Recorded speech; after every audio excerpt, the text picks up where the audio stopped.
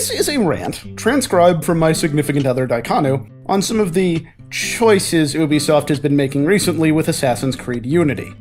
Here's an artist thing that suits the conversation. In artistry, especially in animation, there's a thing called silhouetting.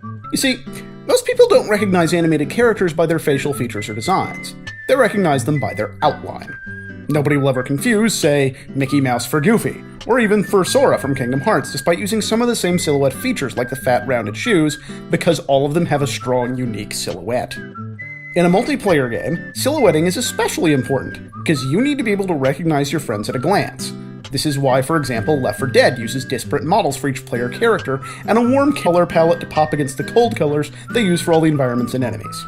It is doubly so when each character has unique abilities, because you need to know what everyone has access to right away without asking, or communication gets cluttered and the process gets slowed.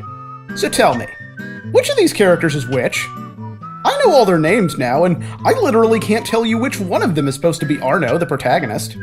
The thing about it is, a good silhouette makes every character not only easier to relate to, it makes them more unique in a way you can immediately recognize. For example, after playing Borderlands 2 once, I know exactly what every character does. I will never be confused about which character has which abilities, because their profiles are designed to look like their special abilities. Maya's capture traps look like her tattoos. Axton's turret shares his color scheme and digital camo. All of Zero's abilities are precluded by a flurry of ones and zeros. How the fuck am I supposed to tell these characters apart, given that they all have a unique special ability, first of all? Cloak color?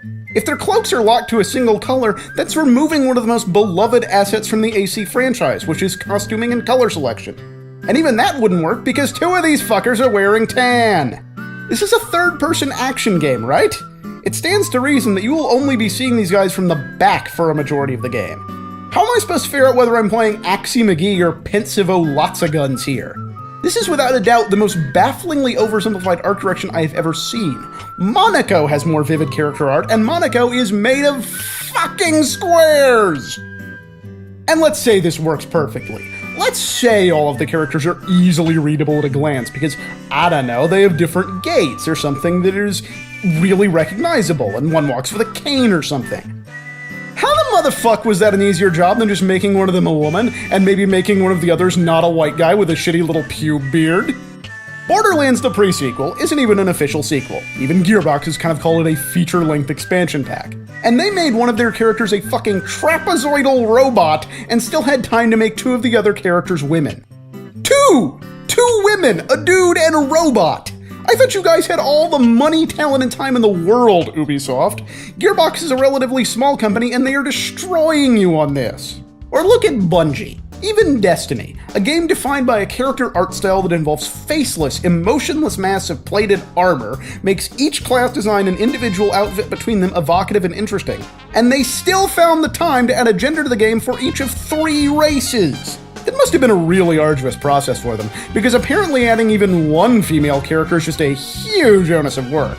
You have to find people who can model breasts, and nobody in the industry can do that. And you have to find extra mocap nodes to stick on their boobs, and you have to deal with the voice actors friend-zoning you, and it's just too much trouble for a tiny development team like Ubisoft Montreal.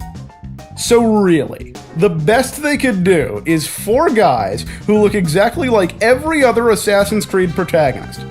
Bravo for them. They took one of the most easy gimmicks in artistic play space, the quartet of multiplayer characters, and didn't even drop the ball. They just let it harmlessly bounce off their chest and then ask, "What game are we playing again?" The problem I see here is not so much that they couldn't be asked to include a woman or someone of a different race as a playable character. It's emblematic of the problem, but it shows a chilling lack of creative depth or nuance. We've literally hit peak scruffy white guy, and we have a game with 4 of them when the other 3 literally could have been anything they imagined.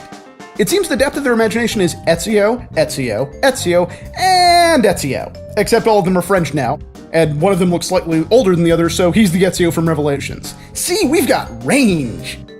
This is a situation where they literally could have had their cake with an easy-to-relate-to, whitewashed video game protagonist, quote-unquote, and eaten it too with a diverse band of allies for it.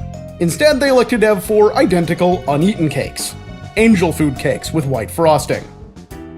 I literally never thought I'd see the day where a game has 4 identical protagonists, and they aren't clones of Big Boss.